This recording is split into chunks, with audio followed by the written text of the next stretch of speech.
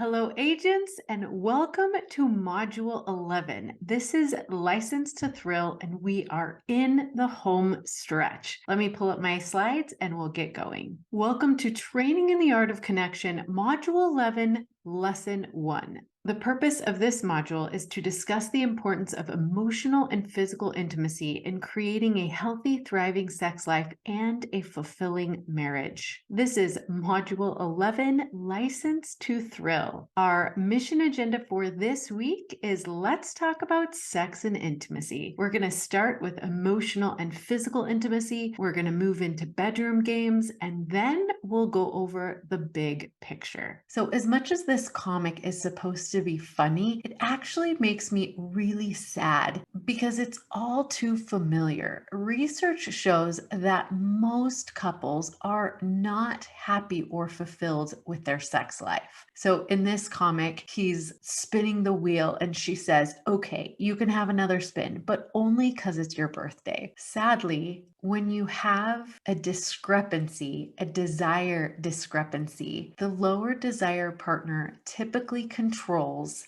the amount of sex that you're having in your relationship. But when this is the case, usually neither member of the couple is actually getting their needs met. The lower desire partner is usually looking for more emotional intimacy, and the higher desire partner is usually looking for more physical intimacy, and neither is getting what they need from their sex life. But it doesn't have to be this way. Let's discover a better way. So our goals for understanding emotional and physical intimacy are to, number one, understand that foreplay starts the moment we wake up, not 10 or 15 minutes before we're ready to have intercourse. Number two, we're going to learn about higher desire versus lower desire partners and their intimacy needs. And number three, I want to teach you some tools and strategies for making foreplay through emotional and physical intimacy a priority in your marriage each and every day. Sex is great,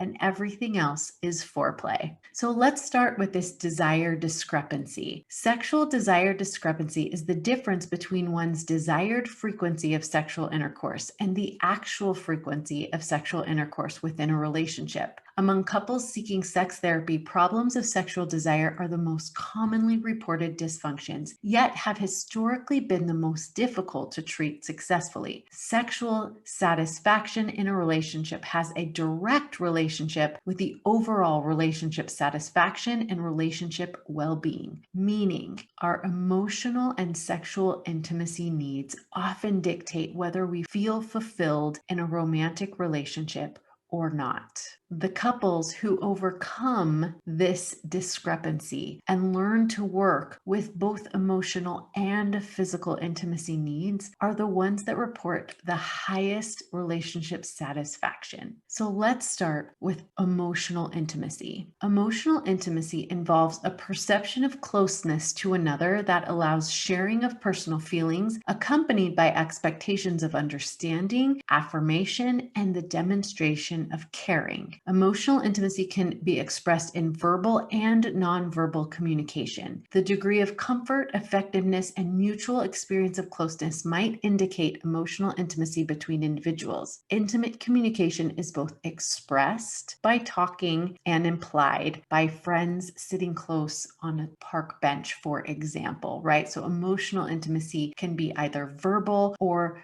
nonverbal or paraverbal, right? So we can express emotional intimacy in a lot of different ways, but basically it's establishing that trust and safety that we talked about in Module 6. 5 ways to foster emotional intimacy. And we've been talking about each of these things, but number one, practice non-judgmental listening, right? It's that validation that we talked about. Number two, expressing gratitude, which is basically Module 3, right? Indulging each other's passions. When we say indulging, meaning if one of us shows interest in something or or a passion for something, that we support them, we love them, we allow them the opportunity to grow and develop, because that's what makes a marriage fun and exciting and interesting, is when we allow each other the space to grow and develop in our passions. Number 4, trying something new together. And 5, following through on your commitments. So when you say you'll be home at a certain time, be home at a certain time. When you say you're going to spend time together or do something together, be sure that you're following through on your commitments, not only to each other, but also to yourselves. And then tools for improving emotional intimacy include daily connections, like we talked about in Module 6, pillow talk, speaking each other's love languages, thoughtful conversations and actions, and of course, I love date night. So one of the most important things I think for couples to do and understand is how to comfort each other intimately. So this is part of date night, but also it's part of understanding that life is long, life is hard, and you get to experience that with each other. So the reason I chose these pictures on this slide is because I've learned through the years that when life beats me down and I start to feel anxious and stressed, that Ben can take me out of the situation, go get me a juicy burger or a yummy ice cream, and have a heated, passionate makeout session in the car. And that for me is the most supportive and loving and sustaining thing that he could possibly do for me. I also know what feels loving and sustaining to him. So I would encourage you to open up conversations about these things and talk about, what is it that I can do for you when I can tell that you're tired and you're stressed and beat down? How can I intimately support you in those times of life? Because believe me, the challenges never stop. You will have the opportunity to do that for each other again and again and again. So make sure you're talking about those things. Now, let's talk about physical intimacy. It is sensual proximity or touching. It is an act or reaction, such as an expression of feelings between people. Examples of physical intimacy include being inside someone's personal space, holding hands, hugging, kissing, caressing, and sexual activity. Physical intimacy can often convey the real meaning or intention of an interaction in a way that accompanying speech simply cannot do. Physical intimacy can be exchanged between any people, but it is often used to communicate positive and intimate feelings between intimate partners. We've talked about benefits of physical intimacy, but some of my favorites include: it helps keep your immune system humming, it lowers blood pressure, lowers the risk of heart attack, lessens pain such as headaches, reduces stress, like I said, and releases those good hormones like oxytocin and vasopressin, which are the bonding chemicals. Literally, there is no end to the blessing and benefits of physical intimacy. Now, how do we put emotional and physical intimacy together? This is through flirting.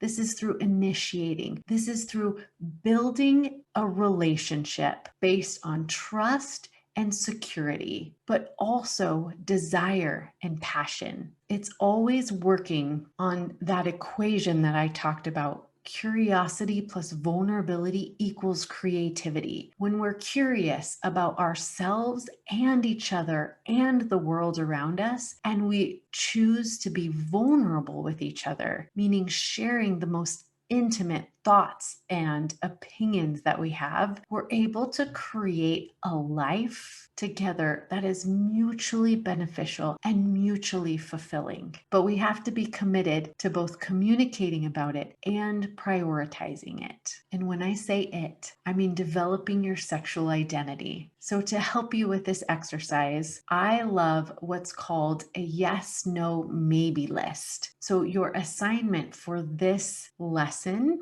is to start thinking about the yeses the no's, and the maybes, meaning yes is something that you absolutely know that you want to do together, something that expresses your love for each other, that gives you pleasure, that's enjoyable, or that you for sure want to continue to explore. Those types of things would go on your yes list. No's are things that make you extremely uncomfortable and that you do not enjoy. And then maybes are things that you maybe just don't know enough about to have an opinion about. So when you start to make these lists individually and then you start to share them with each other, you can continue to grow the yes, the no's, and the maybes. And it signals to each other that your intimate sex life is important to you and that you're willing to try new things and